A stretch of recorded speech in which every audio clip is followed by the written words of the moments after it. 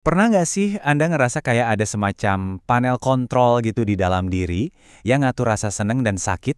Nah, hari ini kita bakal bongkar tuntas cara kerja dashboard pribadi itu. Ini sebuah model psikologis yang bisa jadi bakal mengubah total cara Anda ngelihat setiap reaksi batin Anda. Coba dipikirin, kenapa ya ada orang yang doyan banget makanan super pedas sementara yang lain baru nyicip dikit aja udah nyerah? Atau kenapa dalam situasi yang sama-sama bikin stres, ada yang bisa tetap tenang, ada yang malah panik? Ini tuh bukan cuma soal selera atau kepribadian loh, ada mekanisme di baliknya. Dan kita akan pecahkan misterinya hari ini. Oke, coba bayangin di dalam diri Anda itu ada sebuah dashboard. Mirip banget sama yang di mobil. Tapi ya, dashboard ini bukan buat ngukur kecepatan atau bensin. Dashboard ini cuma ngukur dua hal paling dasar dalam hidup. Apa yang bikin Anda merasa nikmat dan apa yang bikin Anda merasa sakit. Dan ternyata kita nggak cuma punya satu dashboard, kita punya 5. Dan hebatnya lagi, masing-masing itu bisa jalan sendiri-sendiri, independen. Gini deh contohnya. Bayangin Anda lagi makan kue coklat yang enak banget. Dashboard raga Anda pasti nunjukin kenikmatan maksimal kan? Tapi dashboard akal Anda mungkin langsung teriak sakit karena ingat lagi diet. Terus dashboard rasa atau perasaan Anda bisa jadi malah merasa bersalah. Nah, kelima indikator ini tuh bisa banget saling bertentangan dalam satu waktu. Jadi, gimana sih mesin ini sebenarnya bekerja?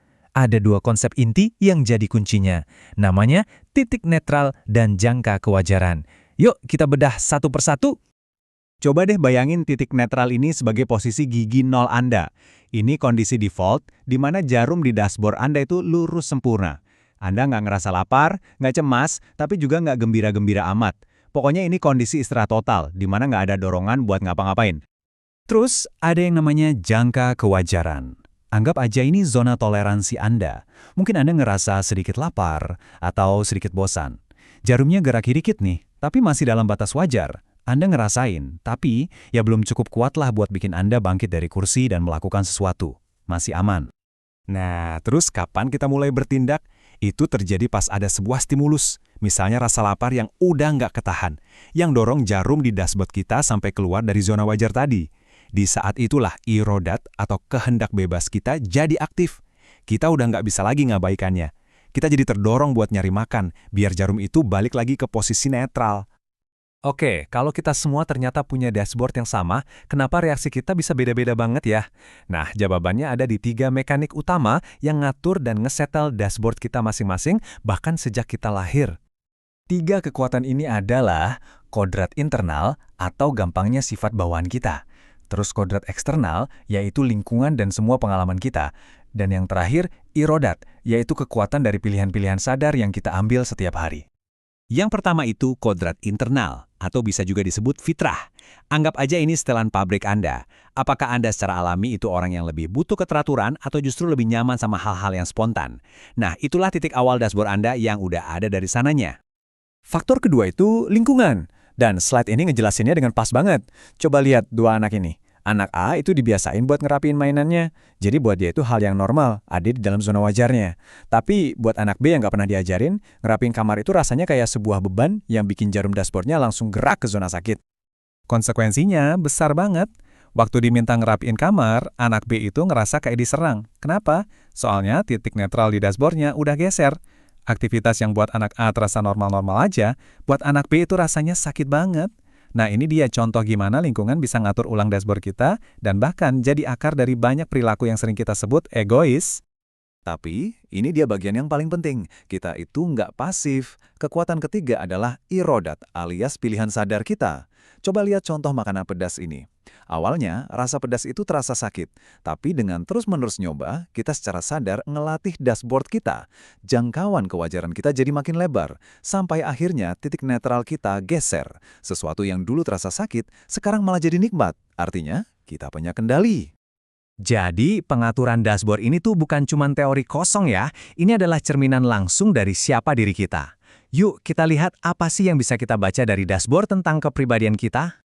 Orang yang dashboardnya sensitif banget sama rasa sakit, biasanya cenderung egois. Sedikit aja gangguan rasanya udah kayak bencana. Sebaliknya, orang yang titik netralnya lebih condong ke arah kenikmatan, biasanya akan lebih altruis. Mereka lebih gampang nemuin hal positif dan lebih tahan banting sama kesulitan, baik buat diri sendiri maupun buat orang lain. Lebar jangka kewajaran Anda juga nentuin banget ketahanan mental Anda. Semakin lebar zona itu, Anda bakal semakin stabil dan tangguh. Tapi kalau zona itu sempit, wah hidup Anda bisa terasa kayak roller coaster emosi, di mana setiap kejadian kecil bisa bikin Anda kelempar ke puncak kenikmatan atau ke dasar kepedihan. Oke, jadi buat apa sih kita pelajarin semua ini? Apa gunanya? Nah, ini dia bagian di mana kita mengambil alih setir kendali. Ini dia pesan utamanya, dashboard Anda itu bisa diubah. Lewat pilihan sadar atau irodat, kita bisa mengkalibrasi ulang semua pengaturannya. Anda bukan korban dari sifat bawaan atau didikan masa lalu. Anda adalah pilot yang megang kendali penuh. Perasaan kita itu seringkali terasa rumit, kayak kabel yang kusut berantakan. Nah, model dashboard ini ngasih kita semacam peta buat mengurai kekusutan itu. Kita jadi bisa ngelacak setiap kabel, entah itu rasa marah, cemas, atau bahagia, kembali ke sumbernya, dan akhirnya paham kenapa jarum di dashboard kita bergerak. Jadi tujuannya itu bukan cuma sekedar tahu, tapi untuk mencapai penguasaan diri. Dengan paham apa pemicu Anda bisa ngenalin kapan ego atau nafsu yang lagi ngambil alih kemudi. Anda bisa secara sadar milih tindakan yang lebih bijaksana, bahkan sampai bisa belajar nemuin nikmat di dalam kesulitan. Inilah jalan menuju rasa syukur yang sejati, di mana Anda nggak lagi diperbudak sama reaksi-reaksi otomatis Anda. Jadi, sekarang pertanyaannya kembali ke Anda. Setelah tahu bahwa panel kontrol ini ada di tangan Anda, dan Anda udah paham cara kerjanya, kira-kira tuas mana yang bakal Anda geser lebih dulu? Pengaturan apa yang akan Anda ubah di dashboard pribadi Anda mulai hari ini?